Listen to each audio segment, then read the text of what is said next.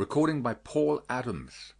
The Art of Public Speaking by Dale Carnegie and Joseph Berg Wine. Section 48, Appendix D, Speeches for Study and Practice. Russell Conwell, Acres of Diamonds. Footnote. Reported by A. Russell Smith and Harry E. Grieger, used by permission.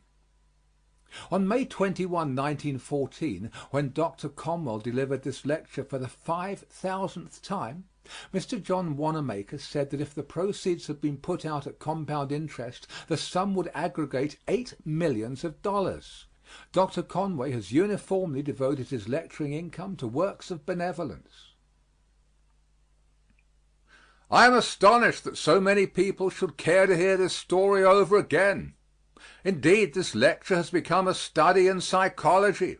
It often breaks all rules of oratory, departs from the precepts of rhetoric, and yet remains the most popular of any lecture I have delivered in the 44 years of my public life. I have sometimes studied for a year upon a lecture and made careful research and then presented the lecture just once, never delivered it again. I put too much work on it. But this had no work on it, thrown together perfectly at random, spoken offhand without any special preparation, and it succeeds when the thing we study, work over, adjust to a plan is an entire failure. The acres of diamonds, which I have mentioned through so many years, are to be found in Philadelphia, and you are to find them. Many have found them. And what man has done, man can do. I could not find anything better to illustrate my thought than a story I have told over and over again, and which is now found in books in nearly every library. In 1870 we went down the Tigris River. We hired a guide at Baghdad to show us Persepolis, Nineveh, and Babylon, and the ancient countries of Assyria as far as the Arabian Gulf. He was well acquainted with the land, but he was one of those guides who love to entertain their patrons. He was like a barber that tells you many stories in order to keep your mind off the scratching and the scraping. He told me so many stories that I grew tired of his telling them, and I refused to listen, looked away whenever he commenced. That made the guide quite angry. I remember that towards evening he took his Turkish cap off his head and swung it around in the air. The gesture I did not understand, and I did not dare look at him for fear I should become the victim of another story. But, although I am not a woman, I did look, and the instant I turned my eyes upon that worthy guide, he was off again. Said he, I will tell you a story now which I reserve for my particular friends. So then, counting myself a particular friend, I listened, and I have always been glad I did. He said there once lived not far from the river Indus an ancient Persian by the name of Al-Hafed. He said that Al-Hafed owned a very large farm with orchards, grain fields, and gardens. He was a contented and wealthy man, contented because he was wealthy, and wealthy because he was contented. One day there visited this old farmer one of those ancient Buddhist priests, and he sat down by Al-Hafed's fire and told that old farmer how this world of ours was made. He said that this world was once a mere bank of fog, which is scientifically true. And he said that the Almighty thrust his finger into the bank of fog and then began slowly to move his finger around and gradually to increase the speed of his finger until at last he whirled that bank of fog into a solid ball of fire, and it went rolling through the universe, burning its way through other cosmic banks of fog until it condensed the moisture without and fell in floods of rain upon the heated surface and cooled the outer crust. Then the internal flames burst through the cooling crust and threw up the mountains and made the hills of the valley of this wonderful world of ours. If this internal melted mass burst out and copied very quickly, it became granite. That which cooled less quickly became silver, and less quickly gold, and after gold diamonds were made. Said the old priest, a diamond is a congealed drop of sunlight. This is a scientific truth also. You all know that a diamond is pure carbon, actually deposited sunlight. And he said another thing I would not forget. He declared that a diamond is the last and highest of God's mineral creations, as a woman is the last and highest of God's animal creations. I suppose that is the reason why the two have such a liking for each other. And the old priest told Al-Hafed that if he had a handful of diamonds, he could purchase a whole country.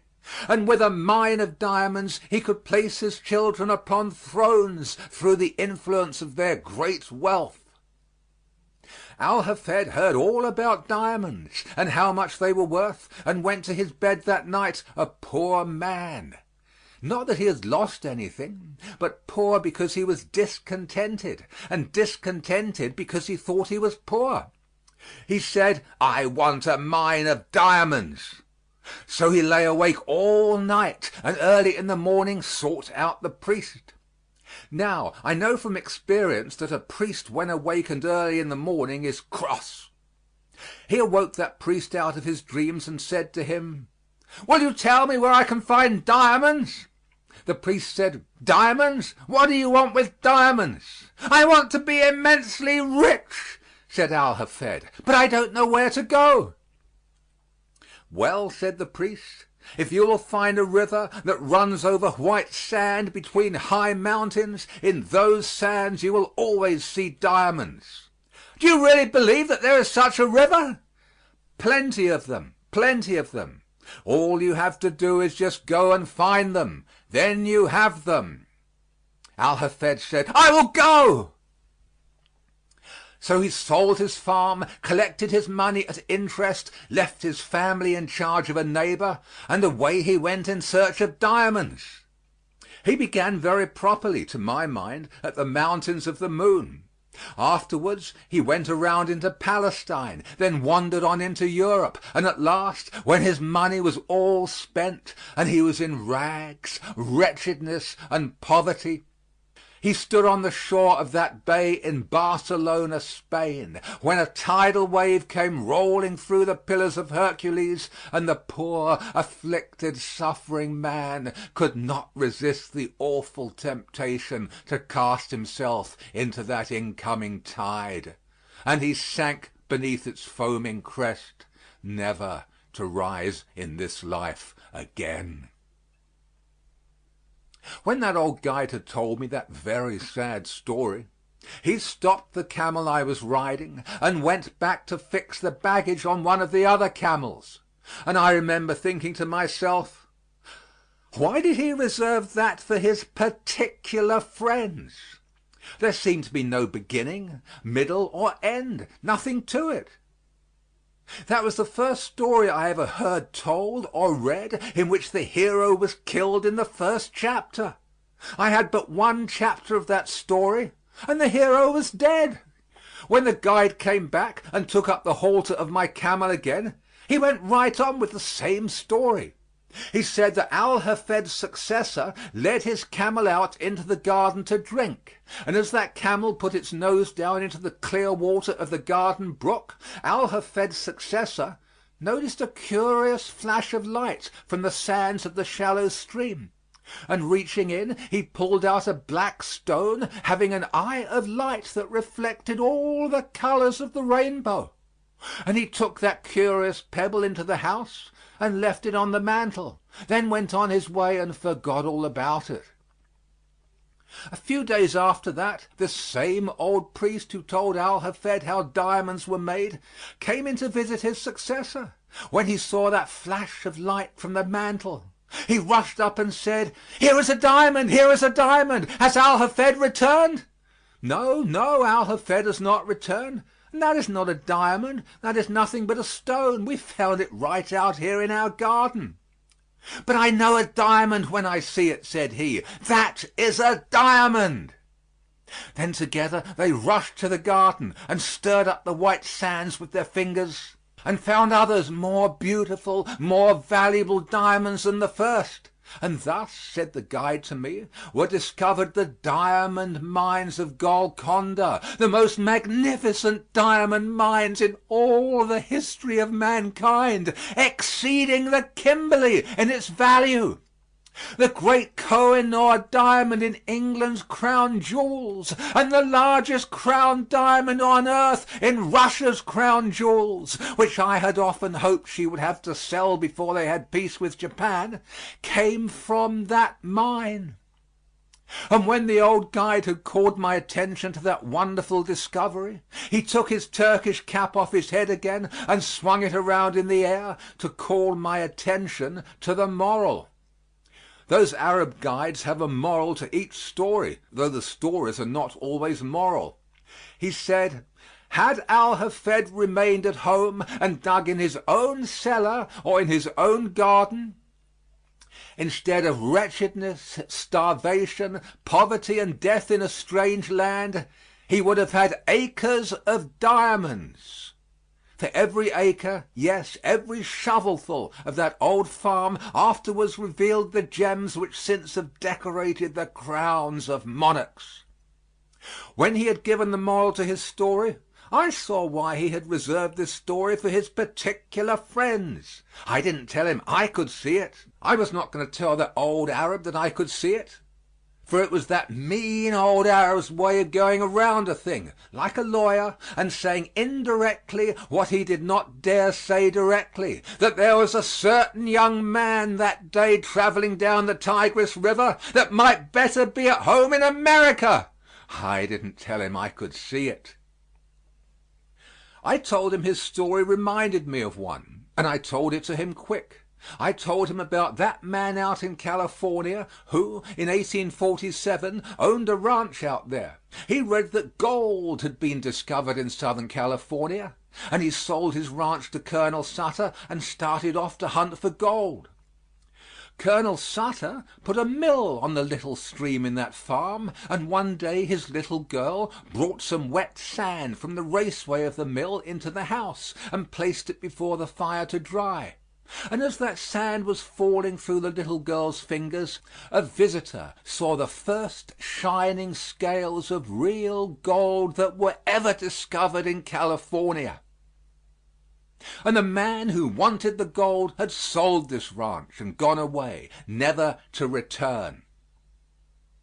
I delivered this lecture 2 years ago in California, in the city that stands near that farm, and they told me that the mine is not exhausted yet, and that a 1/3 owner of that farm has been getting during these recent years $20 of gold every 15 minutes of his life, sleeping or waking. Why, you and I would enjoy an income like that. But the best illustration that I have now of this thought was found here in Pennsylvania. There was a man living in Pennsylvania who owned a farm here, and he did what I should do if I had a farm in Pennsylvania. He sold it. But before he sold it, he concluded to secure employment collecting coal oil for his cousin in Canada. They first discovered coal oil there. So this farmer in Pennsylvania decided that he would apply for a position with his cousin in Canada.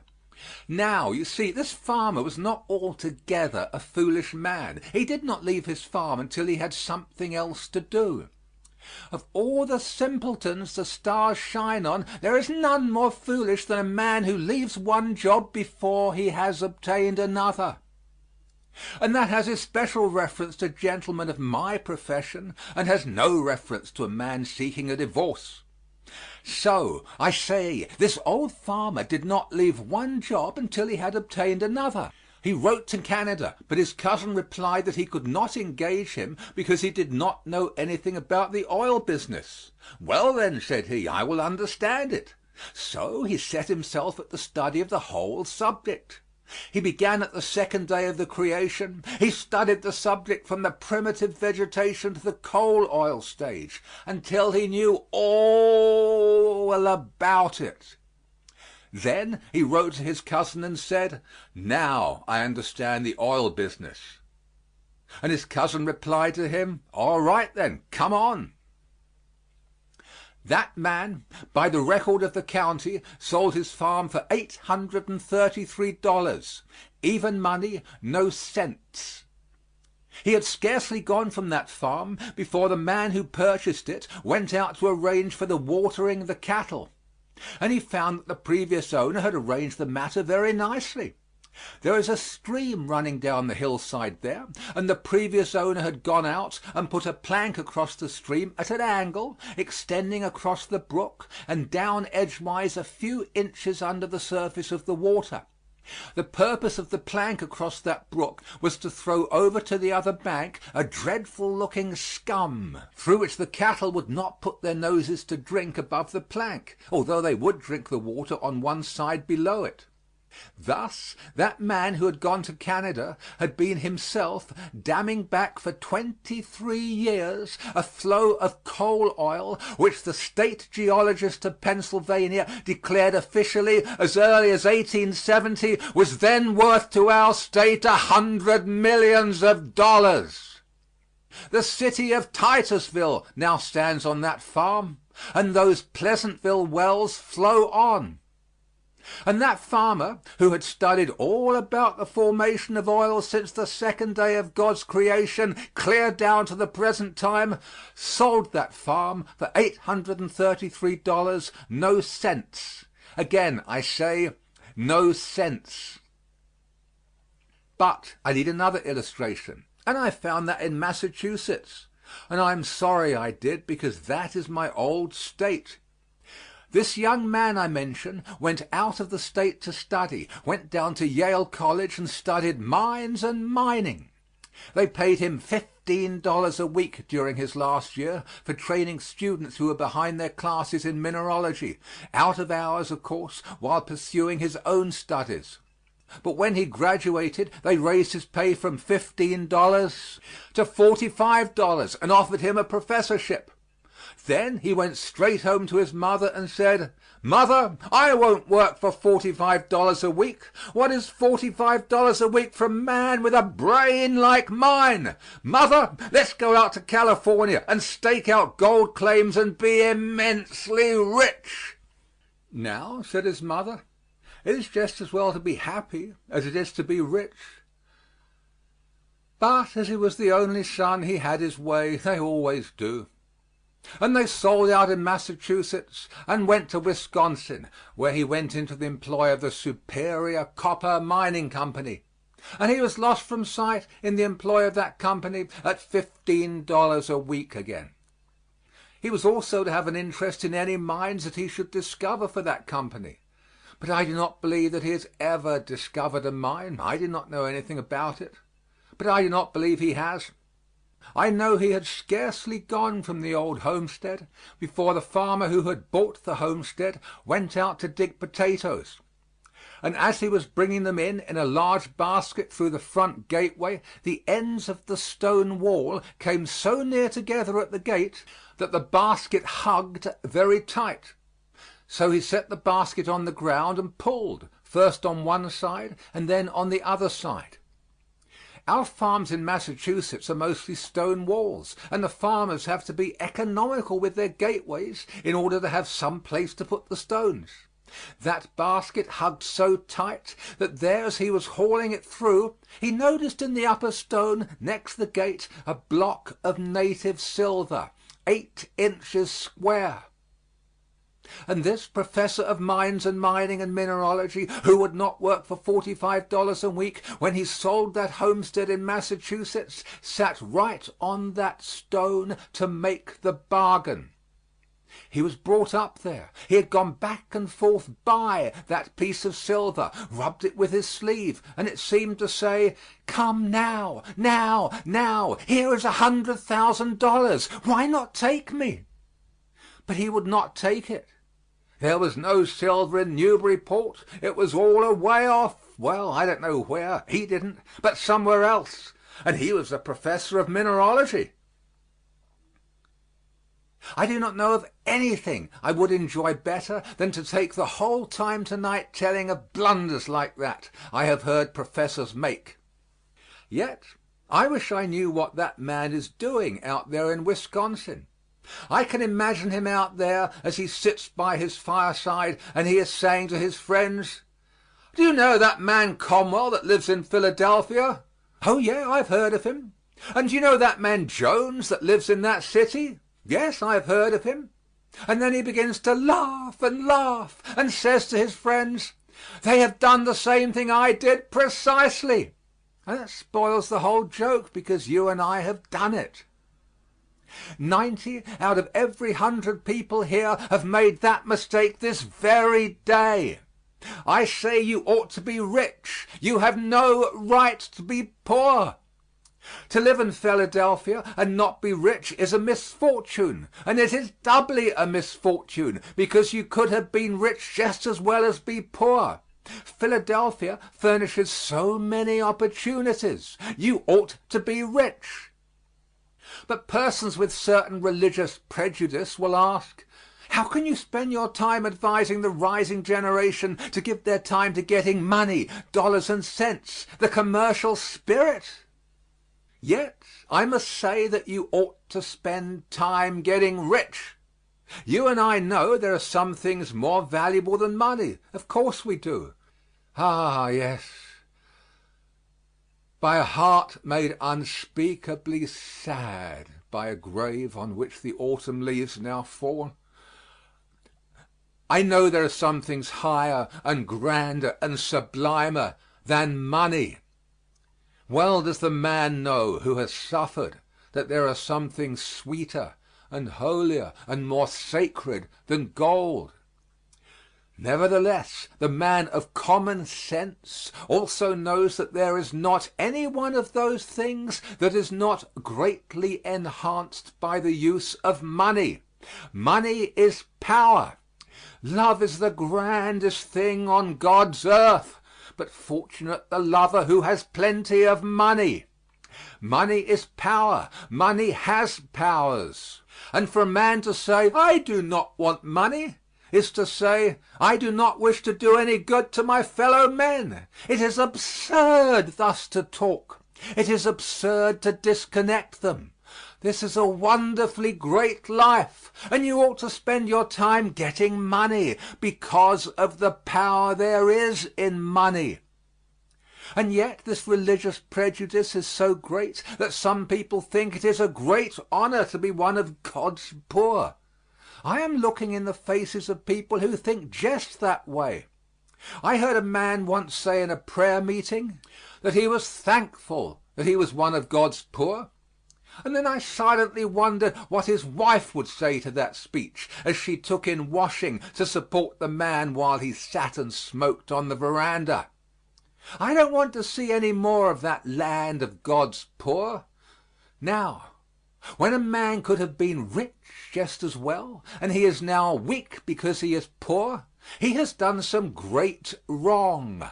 He has been untruthful to himself. He has been unkind to his fellow men. We ought to get rich if we can by honorable and Christian methods, and these are the only methods that sweep us quickly toward the goal of riches. I remember, not many years ago, a young theological student who came into my office and said to me that he thought it was his duty to come in and labor with me. I asked him what had happened, and he said, "I feel it is my duty to come in and speak to you, sir, and say that the Holy Scriptures declare that money is the root of all evil." I asked him where he found that saying, and he said he found it in the Bible. I asked him whether he had made a new Bible, and he said no, he had not gotten a new Bible, that it was in the old Bible. "Well," I said, "if it is in my Bible, I never saw it. Will you please get the textbook and let me see it?" He left the room and soon came stalking in with his Bible open, with all the bigoted pride of the narrow sectarian who founds his creed on some misinterpretation of Scripture. And he put the Bible down on the table before me and fairly squealed into my ear, "There it is, you can read it for yourself." I said to him, "Young man, you will learn when you get a little older that you cannot trust another denomination to read the Bible for you." I said, "Now, you belong to another denomination. Please read it to me, and remember that you are taught in a school where emphasis is exegesis." So he took the Bible and read it. "The love of money is the root of all evil." Then he had it right. The great book has come back into the esteem and love of the people, and into the respect of the greatest minds of earth, and now you can quote it and rest your life and your death on it without more fear. So when he quoted right from the Scriptures, he quoted the truth. The love of money is the root of all evil. Oh, that is it. It is the worship of the means instead of the end, though you cannot reach the end without the means. When a man makes an idol of the money instead of the purposes for which it may be used, when he squeezes the dollar until the eagle squeals, then it is made the root of all evil. Think, if you only had the money, what you could do for your wife, your child, and for your home and your city. Think how soon you could endow the Temple College yonder if you only had the money and the disposition to give it. And yet, my friend, people say you and I should not spend the time getting rich. How inconsistent the whole thing is. We ought to be rich because money has power. I think the best thing for me to do is to illustrate this. For if I say you ought to get rich, I ought at least to suggest how it is done. We get a prejudice against rich men because of the lies that are told about them. The lies that are told about Mr. Rockefeller because he has $200 million, so many believe them. Yet how false is the representation of that man to the world. How little we can tell what is true nowadays when newspapers try to sell their papers entirely on some sensation. The way they lie about the rich men is something terrible. And I do not know that there is anything to illustrate this better than what the newspapers now say about the city of Philadelphia. A young man came to me the other day and said, "If Mr. Rockefeller, as you think, is a good man, why is it that everybody says so much against him?" It is because he has gotten ahead of us. That is the whole of it, just gotten ahead of us. Why is it Mr. Carnegie is criticized so sharply by an envious world? Because he has gotten more than we have. If a man knows more than I know, don't I incline to criticize somewhat his learning? Let a man stand in a pulpit and preach to thousands, and if I have 15 people in my church and they're all asleep, don't I criticize him? We always do that to the man who gets ahead of us. Why, the man you are criticizing has 100 millions, and you have 50 cents, and both of you have just what you are worth. One of the richest men in this country came into my home and sat down in my parlor and said, "Did you see all those lies about my family in the paper?" Certainly I did. I knew they were lies when I saw them. Why do they lie about me the way they do? Well, I said to him, if you give me your check for 100 millions, I will take all the lies along with it. Well, said he, I don't see any sense in their thus talking about my family and myself. Conwell, tell me frankly, what do you think the American people think of me? Well, said I, they think you are the blackest hearted villain that ever trod the soil. But what can I do about it? There is nothing he can do about it. And yet he is one of the sweetest Christian men I ever knew. If you get 100 millions, you will have the lies. You will be lied about, and you can judge your success in any line by the lies that are told about you. I say that you ought to be rich, but there are ever coming to me young men who say, I would like to go into business, but I cannot. Why not? Because I have no capital to begin on. Capital, capital to begin on. What, young man, living in Philadelphia and looking at all this wealthy generation, all of whom began as poor boys, and you want capital to begin on? It is fortunate for you that you have no capital. I am glad you have no money. I pity a rich man's son. A rich man's son in these days of ours occupies a very difficult position. They are to be pitied. A rich man's son cannot know the very best things in human life. He cannot. The statistics of Massachusetts show us that not one out of 17 rich men's sons ever die rich. They are raised in luxury. They die in poverty. Even if a rich man's son retains his father's money, even then he cannot know the best things of life. A young man in our college yonder asked me to formulate for him what I thought was the happiest hour in a man's history, and I studied it long and came back convinced that the happiest hour that any man ever sees in any earthly matter is when a young man takes his bride over the threshold of the door for the first time of the house he himself has earned and built. When he turns to his bride, and with an eloquence greater than any language of mine, he saith to his wife, "My loved one, I earned this home myself. I earned it all. It is all mine, and I divide it with thee." That is the grandest moment a human heart may ever see. But a rich man's son cannot know that.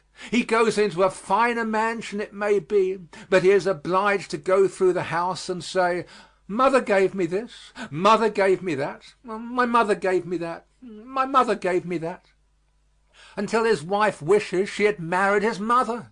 Oh, I pity a rich man's son, I do, until he gets so far along in his dudism that he gets his arms up like that and can't get them down. Didn't you ever see any of them astray at Atlantic City? I saw one of these scarecrows once, and I never tire thinking about it. I was at Niagara Falls lecturing, and after the lecture I went to the hotel, and when I went up to the desk there stood a millionaire's son from New York.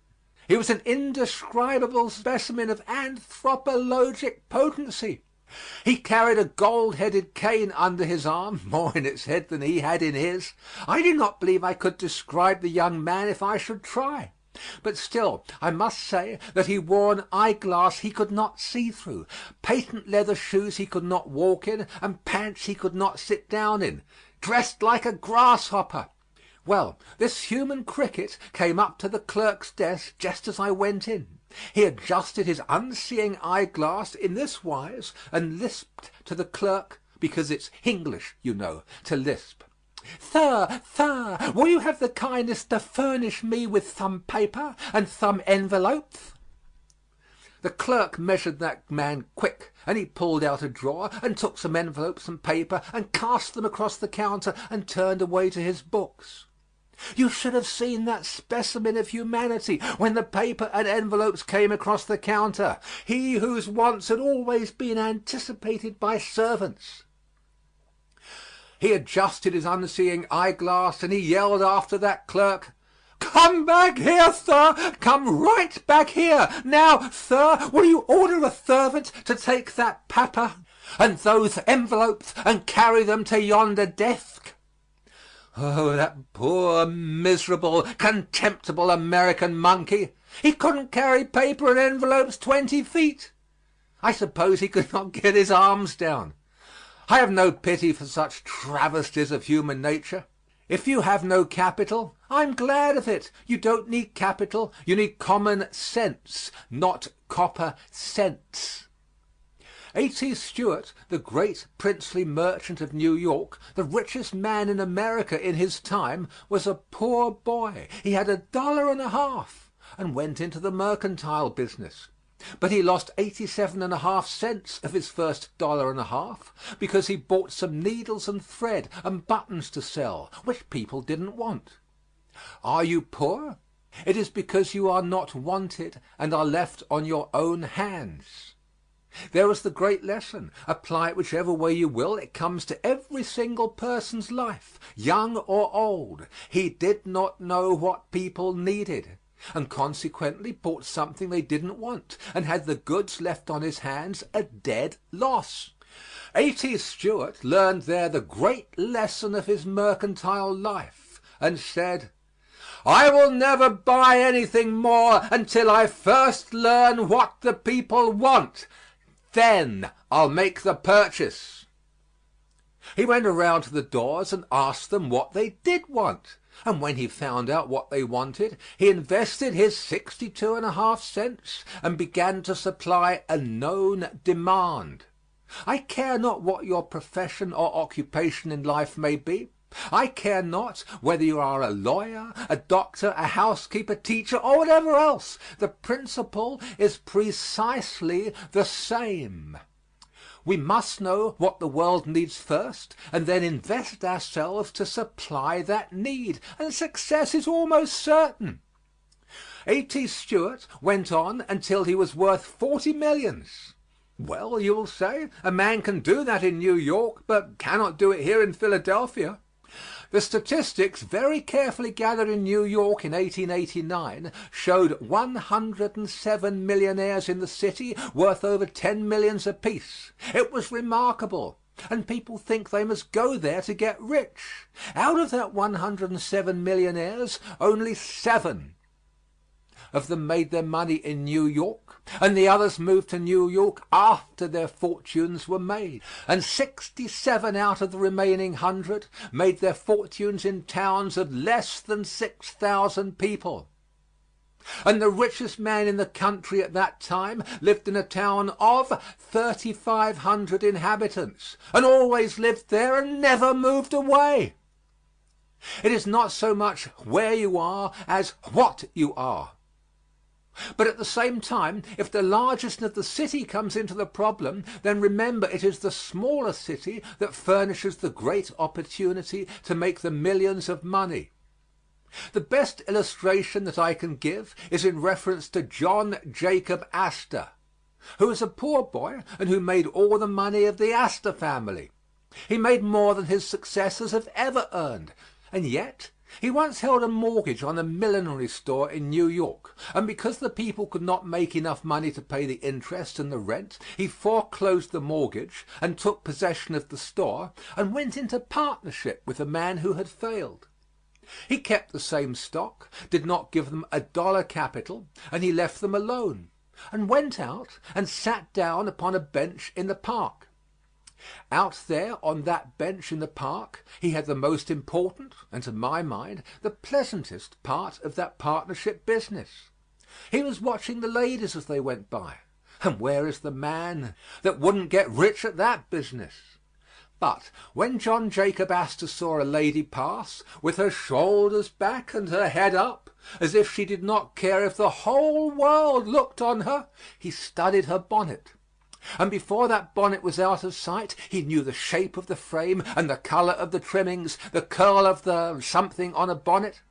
Sometimes I try to describe a woman's bonnet. This is of little use, for it would be out of style tomorrow night.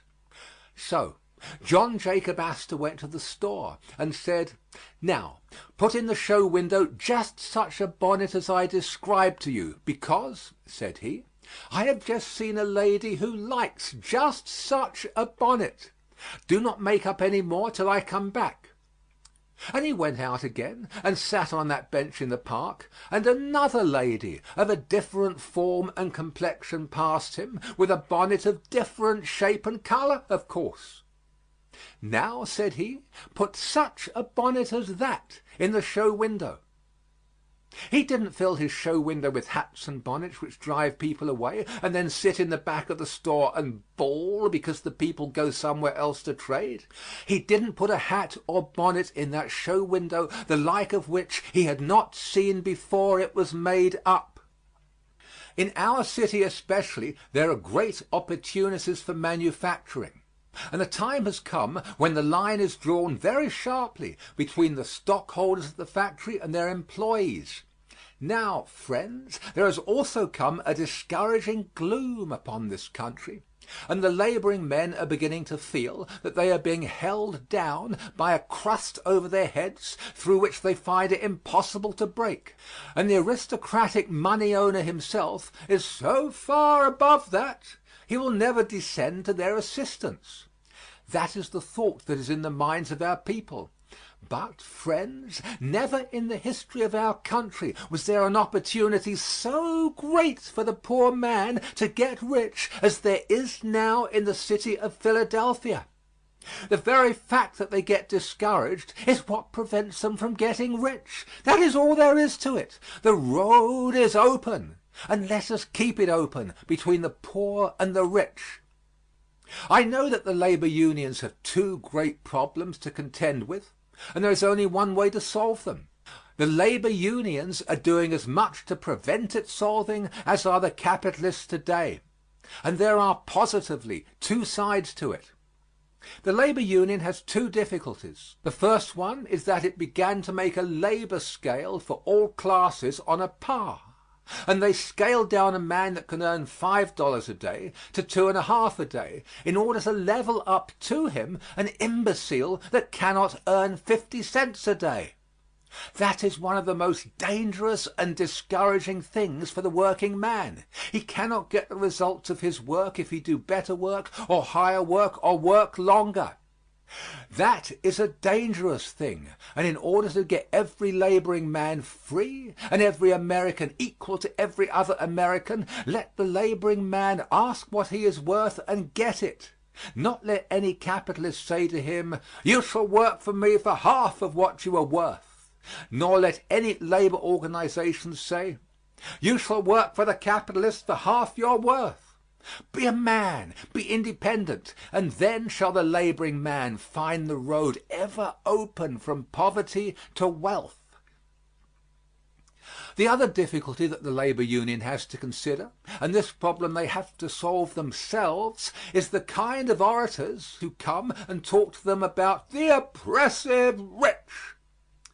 I can, in my dreams, recite the oration I have heard again and again under such circumstances. My life has been with the laboring man. I am a laboring man myself.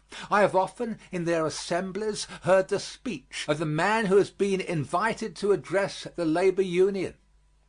The man gets up before the assembled company of honest laboring men, and he begins by saying, "O ye honest, industrious laboring men, who have furnished all the capital of the world, who have built all the palaces and constructed all the railroads and covered the ocean with her steamships. O you laboring men, you are nothing but slaves. You are ground down in the dust by the capitalist who is gloating over you as he enjoys his beautiful estates and as he has his banks filled with gold, and every dollar he owns is coined out of the heart's blood of the honest laboring man." Now, that is a lie, and you know it is a lie, and yet that is the kind of speech that they are all the time hearing, representing the capitalists as wicked and the laboring men so enslaved. Why, how wrong it is!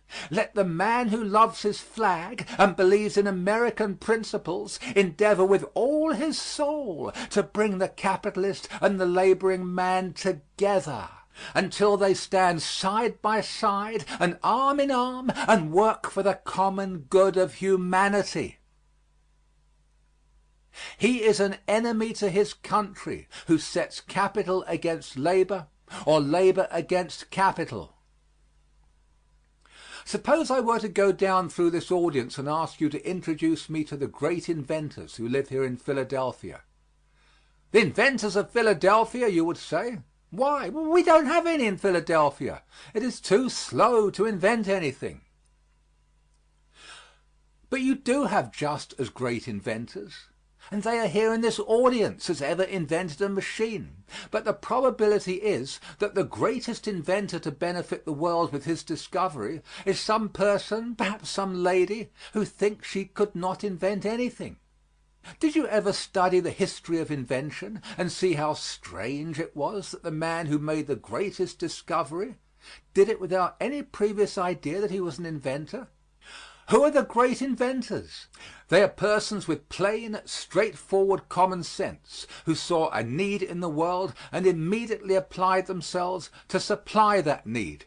If you want to invent anything, don't try to find it in the wheels in your head, nor the wheels in your machine, but first find out what the people need, and then apply yourself to that need.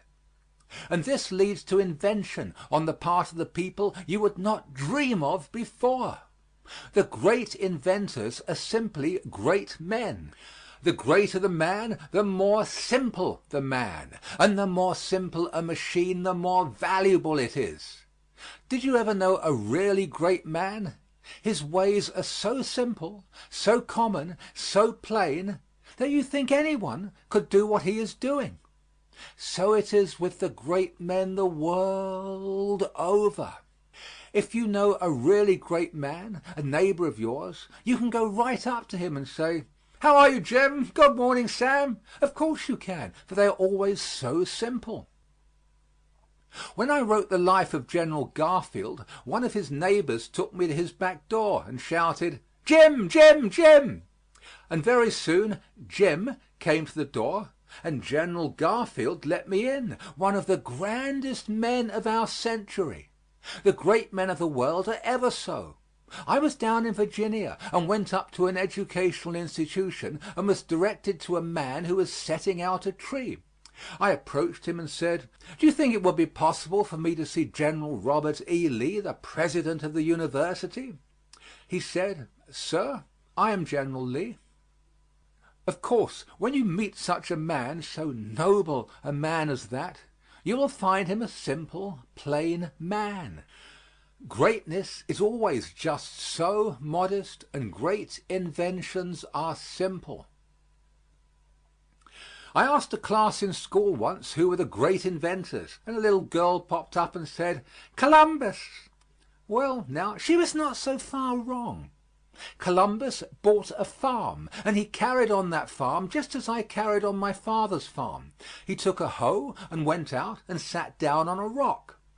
But Columbus, as he sat upon that shore and looked out upon the ocean, noticed that the ships, as they sailed away, sank deeper into the sea the farther they went. And since that time some other Spanish ships have sunk into the sea. But as Columbus noticed that the tops of the masts dropped down out of sight, he said, "That is the way it is with this hoe handle. If you go around this hoe handle, the farther off you go, the farther down you go. I can sail around to the East Indies." How plain it all was! How simple the mind, majestic like the simplicity of a mountain in its greatness. Who are the great inventors? They are ever the simple, plain, everyday people who see the need and set about to supply it. I was once lecturing in North Carolina, and the cashier of the bank sat directly behind a lady who wore a very large hat. I said to that audience, "Your wealth is too near to you. You are looking right over it." He whispered to his friend, "Well, then, my wealth is in that hat." A little later, as he wrote me, I said, "Wherever there is a human need, there is a greater fortune than a mine can furnish." He caught my thought, and he drew up his plan for a better hat pin than was in the hat before him, and the pin is now being manufactured. He was offered $55,000 for his patent. That man made his fortune before he got out of that hole. This is the whole question. Do you see a need? I remember well a man up in my native hills, a poor man, who for 20 years was helped by the town in his poverty, who owned a wide-spreading maple tree that covered the poor man's cottage like a benediction from on high. I remember that tree, for in the spring there were some roguish boys around that neighborhood when I was young. In the spring of that year the man would put a bucket there and the spouts to catch the maple sap. And I remember where that bucket was. And when I was young the boys were so mean that they went to that tree before that man had gotten out of bed in the morning and after he had gone to bed at night and drank up that sweet sap. I could swear they did it. He didn't make a great deal of maple sugar from that tree, but one day he made the sugar so white and crystalline that the visitor did not believe it was maple sugar, thought maple sugar must be red or black. He said to the old man, "Why don't you make it that way and sell it for confectionery?" The old man caught his thought and invented the rock maple crystal. And before that patent expired he had $90,000 and had built a beautiful palace on the site of that tree. After 40 years owning that tree, he awoke to find it had fortunes of money indeed in it. And many of us are right by the tree that has a fortune for us, and we own it, possess it, do what we will with it. But we do not learn its value because we do not see the human need. And in these discoveries and inventions, this is one of the most romantic things of life. I have received letters from all over the country and from England, where I have lectured, saying that they have discovered this and that, and one man out in Ohio took me through his great factories last spring and said that they cost him $680,000, and said he, "I was not worth a cent in the world when I heard your lecture Acres of Diamonds, but I made up my mind to stop right here and make my fortune here." And here it is. He showed me through his unmortgaged possessions. And this is a continual experience now as I travel through the country after these many years. I mention this incident not to boast, but to show you that you can do the same if you will. Who are the great inventors? I remember a good illustration in a man who used to live in East Brookfield, Massachusetts. He was a shoemaker, and he was out of work, and he sat around the house until his wife told him to go outdoors. And he did what every husband is compelled to do. He obeyed his wife. And he went out and sat down on an ash barrel in his backyard. Think of it, stranded on an ash barrel, and the enemy in possession of the house. As he sat on the ash barrel, he looked down into that little brook which ran through that backyard into the meadows, and he saw a little trout go flashing up the stream and hiding under the bank. I do not suppose he thought of Tennyson's beautiful poem, "Chatter, chatter as I flow to join the brimming river. Men may come and men may go, but I go on forever." But as this man looked into the brook, he leaped off that ash barrel and managed to catch the trout with his fingers and sent it to Worcester. They wrote back that they would give him a $5 bill for another such trout as that. Not that it was worth that much, but they wished to help the poor man. So this shoemaker and his wife, now perfectly united, that $5 bill in prospect, went out to get another trout. They went up the stream to its source and down to the brimming river, but not another trout could they find in the whole stream. And so they came home disconsolate and went to the minister. The minister didn't know how trout grew, but he pointed the way. Said he, "Get Seth Green's book, and that will give you the information you want." They did so, and found all about the culture of trout. They found that a trout lays 3,600 eggs every year, and every trout gains a quarter of a pound every year, so that in 4 years a little trout will furnish 4 tons per annum to sell in the market at 50 cents a pound. When they found that, they said they didn't believe any such story as that, but if they could get $5 apiece, they could make something. And right in that same backyard, with the coal sifter upstream and window screen down the stream, they began the culture of trout. They afterwards moved to the Hudson, and since then he has become the authority in the United States upon the raising of fish, and he has been next to the highest on the United States Fish Commission in Washington.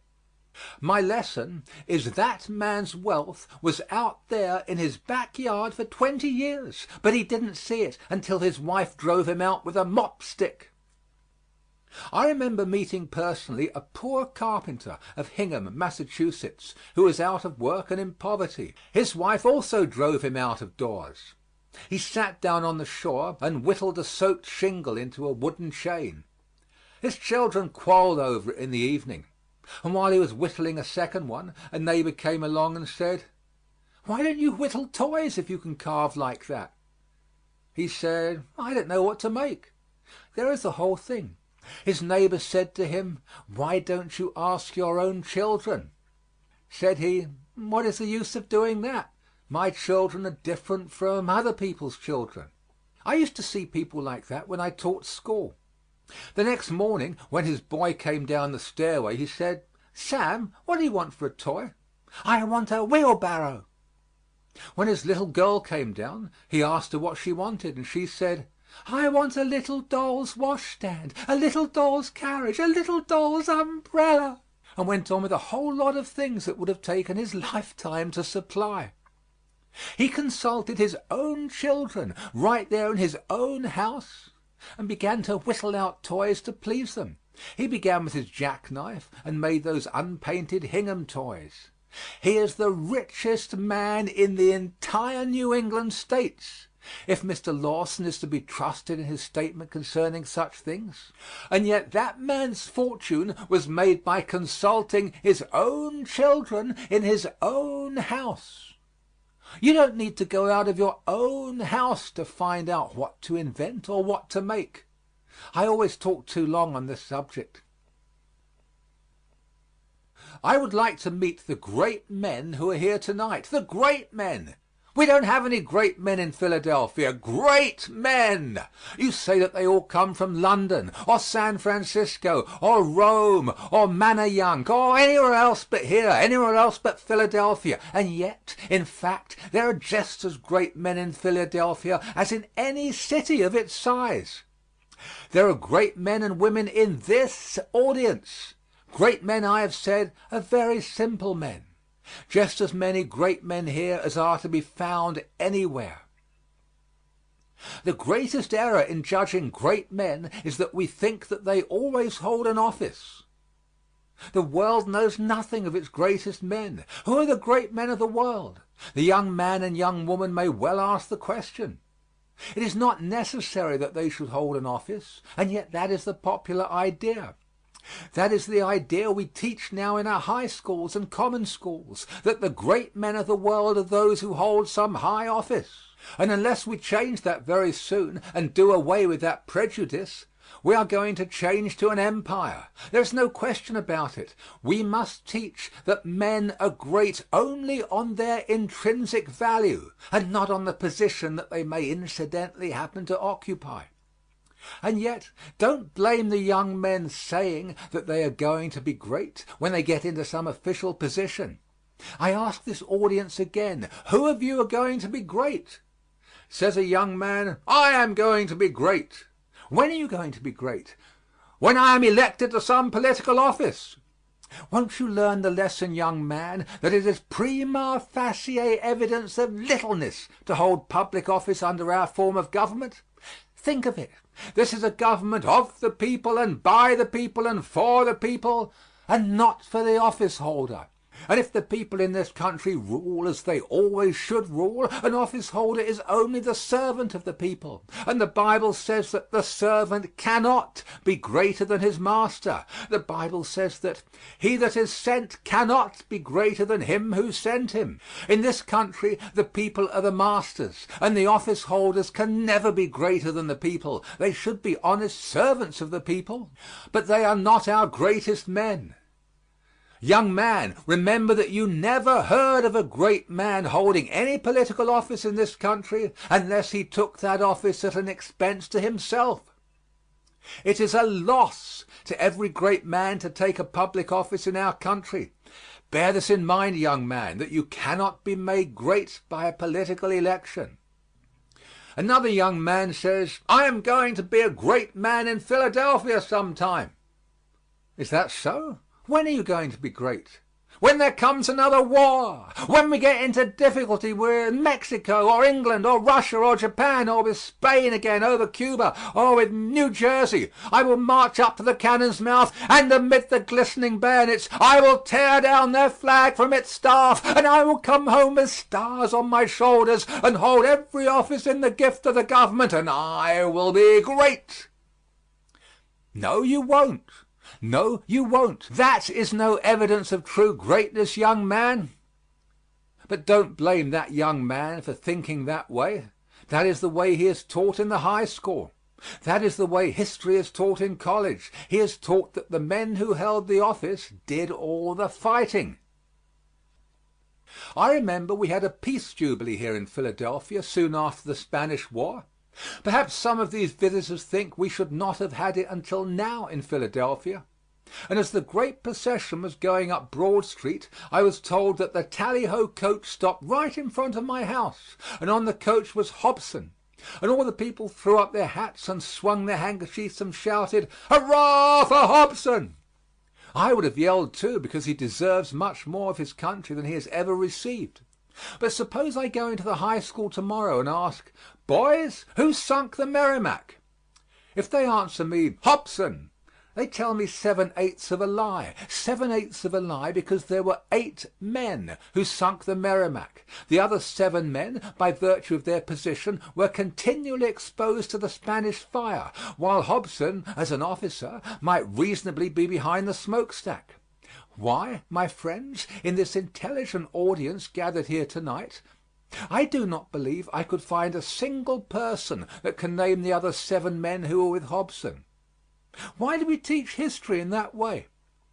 We ought to teach that however humble the station a man may occupy, if he does his full duty in his place, he is just as much entitled to the American people's honor as is a king upon a throne. We do teach it, as a mother did her little boy in New York, when he said, "Mama, what great building is that?" "That is General Grant's tomb." Who was General Grant? He was the man who put down the rebellion. Is that the way to teach history? Do you think we would have gained a victory if it had depended on General Grant alone? Oh, no. Then why is there a tomb on the Hudson at all? Why? Not simply because General Grant was personally a great man himself, but that tomb is there because he was a representative man and represented 200,000 men who went down to death for their nation, and many of them as great as General Grant. That is why that beautiful tomb stands on the heights over the Hudson. I remember an incident that will illustrate this, the only one that I can give tonight. I am ashamed of it, but I don't dare leave it out. I close my eyes now. I look back through the years to 1863. I can see my native town in the Berkshire Hills. I can see that cattle show ground filled with people. I can see the church there and the town hall crowded, and hear bands playing and see flags flying and handkerchiefs streaming. Well do I recall at this moment that day. The people had turned out to receive a company of soldiers, and that company came marching up on the common. They had served out one term in the Civil War and had re-enlisted, and they were being received by their native townsmen. I was but a boy, but I was captain of that company, puffed out with pride on that day. Why, a cambric needle would have burst me all to pieces. As I marched on the common at the head of my company, there was not a man more proud than I. We marched into the town hall, and then they seated my soldiers down in the center of the house, and I took my place down on the front seat, and then the town officers filed through the great throng of people who stood close and packed in that little hall. They came up on the platform, formed a half circle around it, and the mayor of the town, the chairman of the select men in New England, took his seat in the middle of that half circle.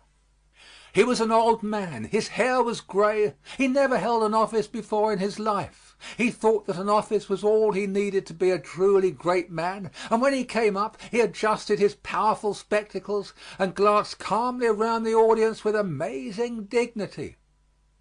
Suddenly his eyes fell upon me, and then the good old man came right forward and invited me to come up on the stand with the town officers. Invited me up on the stand. No town officer ever took notice of me before I went to war. Now, I should not say that. One town officer was there who advised the teacher to whale me, but I meant no honorable mention. So I was invited up on the stand with the town officers. I took my seat and let my sword fall on the floor and folded my arms across my breast and waited to be received. Napoleon the Fifth! Pride goeth before destruction and a fall. When I had gotten my seat and all became silent through the hall, the chairman of the selectmen arose and came forward with great dignity to the table. And we all supposed he would introduce the congregational minister, who was the only orator in the town, and who would give the oration to the returning soldiers. But, friends, you should have seen the surprise that ran over that audience when they discovered that this old farmer was going to deliver that oration himself. He had never made a speech in his life before, but he fell into the same error that others have fallen into. He seemed to think that the office would make him an orator.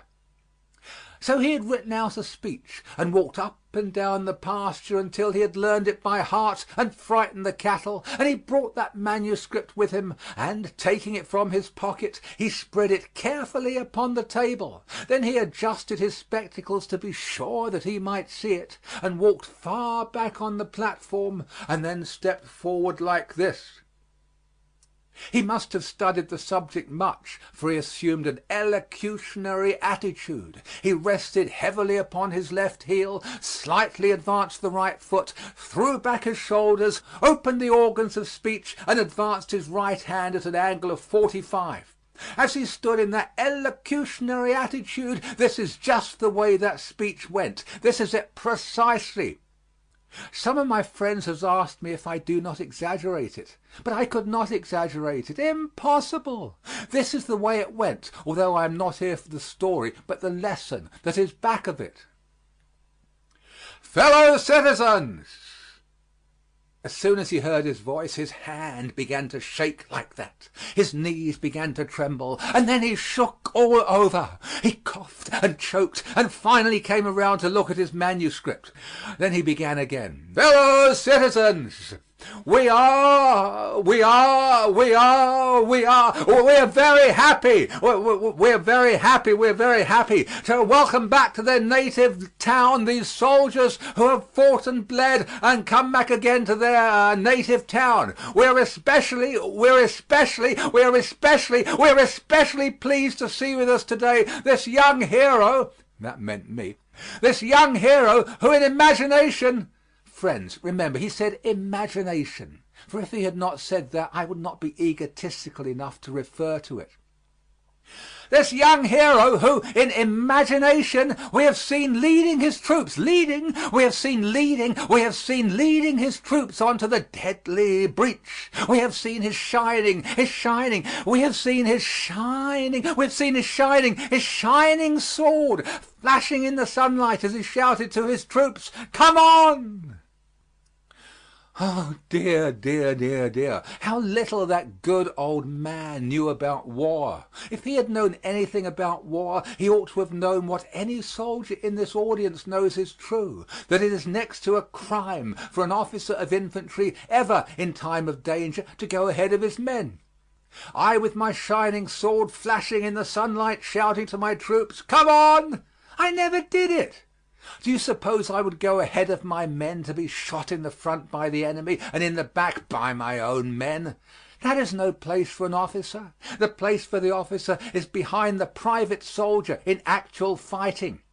How often as a staff officer I rode down the line when the rebel cry and yell was coming out of the woods, sweeping along over the fields, and shouted, "Officers to the rear! Officers to the rear!"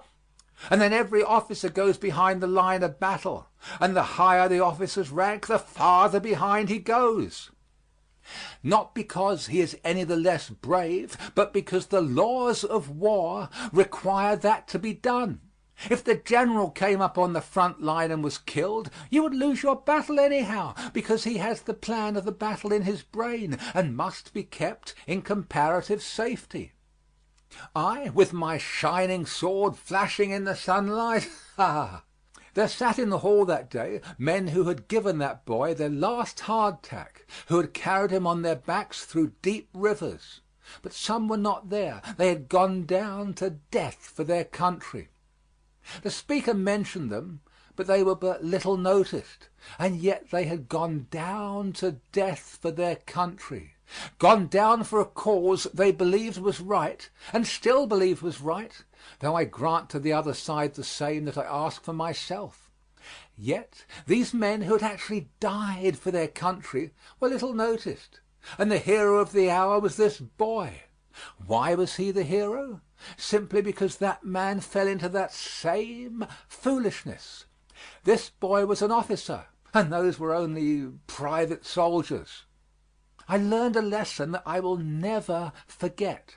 Greatness consists not in holding some office. Greatness really consists in doing some great deed with little means, in the accomplishment of vast purposes from the private ranks of life. That is true greatness. He who can give to this people better streets, better homes, better schools, better churches, more religion, more of happiness, more of God, he that can be a blessing to the community in which he lives tonight will be great anywhere. But he who cannot be a blessing where he now lives will never be great anywhere on the face of God's earth.